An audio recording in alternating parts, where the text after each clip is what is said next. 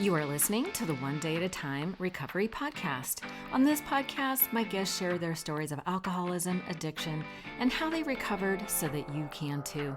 My hope is that you find the inspiration and resources you need to let go of what's holding you back so that you can transform into the person you were always meant to be. Ready? Here we go. Are you newly sober and dreading the holidays? In this episode, I'm going to share with you how you can not only survive the holidays with your family, but even make this the start of a new relationship with them. So, let's get into it.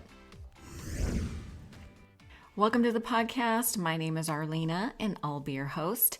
I rarely do solo episodes, but I got an email from a listener asking for guidance on how to survive his first sober holiday season. I get these emails every year because more and more people are choosing an alcohol-free life. But we all face the same struggles in the beginning, including how to deal with family during the holidays. And with Thanksgiving being this week, I figured I should probably do this sooner rather than wait till this Thursday when I usually publish.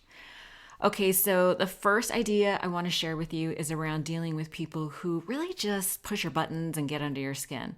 It might be a mom that makes you feel guilty, or an uncle who insists on talking politics, or maybe it's a sibling that belittles you. The dynamics might be different for each of these people, but the solution is simple and it's universal. Really, it starts with two options. One, you either don't engage and you walk away, or two, you speak your truth without blame or judgment. So what this looks like is you're with your family and someone baits you in one way or another. So if you defend yourself, then they got you. You are now engaged in a battle. You already know how this goes. So to keep doing it is literally the definition of insanity. Listen, I'm not going to lie. It's going to feel super uncomfortable. It's going to feel like you're letting them walk all over you. But hear me out. If you don't react, you are not playing their game and you get to keep your peace, right? So peace is really the goal here. The second alternative is to speak your truth without blame or judgment. So that's using I statements like, I feel uncomfortable talking about that, or I'm not drinking this month, or whatever I statements you feel. You got to keep it to how you feel. The other way to speak your truth is to share a feeling like, wow, that kind of hurt my feelings. I remember people would say things to me and I just feel like, ow, that kind of hurt my feelings. And that way I'm just like sticking to my feelings. And really the idea is that when you state a feeling, that's not really something that's up for debate. Of course, they might have something to say about it, but you can simply respond with, that might be true, but this is how I feel. And then just try to let it go, right? You're speaking your truth, but without blame or judgment. It's the blame and the judgment, it's the little hooks that we add in there that really get us into trouble. So we're going to sidestep all that with just simply speaking your truth without blame or judgment. If you are tempted to engage in blame and judgment, then you're actually giving your power away to someone you may not even like. So this is like an empowering process. We're helping you to conserve your power. The second idea around surviving the holidays is to let people know ahead of time that you will not be drinking. If you wait until the actual moment of someone offering you a drink, it can be both tempting and a point of contention. So do your best to let people know ahead of time so that it doesn't turn into like a big drama at the time. People will be used to you drinking, and so they might have some feelings about it, and it just creates a lot of problems if you don't address it ahead of time. And listen, you don't have to explain why you're not drinking if you don't want to, or if you do, you can just say, hey, I'm just doing a no booze November or dry December or whatever you want. The trick to delivering this message is to do it as casually as you can and then change the subject. The funny thing is that people receive information with the same energy that you deliver it. So if you just casually mention it that you're not drinking, then people tend to move on quickly. So here's like an example.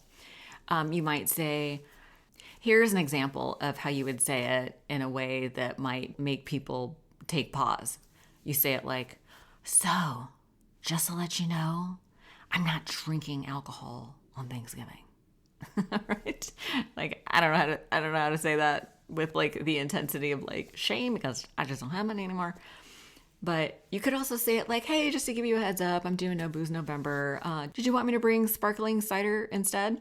See the difference? It's all on how you deliver it.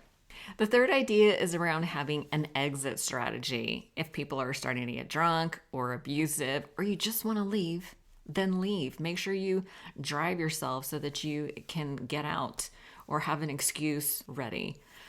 You might be worried that someone will get mad at you if you leave. And I just want to say that it's okay if they get mad.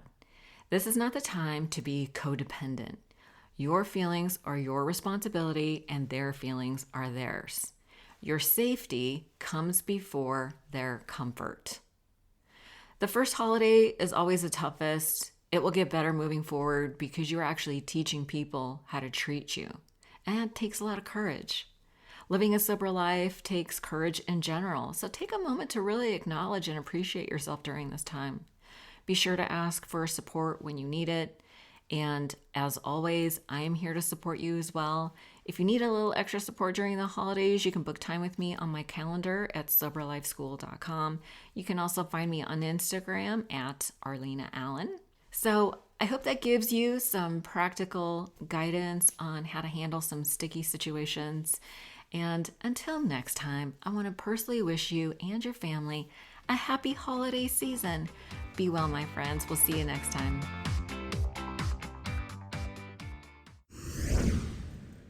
One last thing before you go, if you enjoyed the podcast today, please don't forget to subscribe on iTunes or Stitcher and leave a review.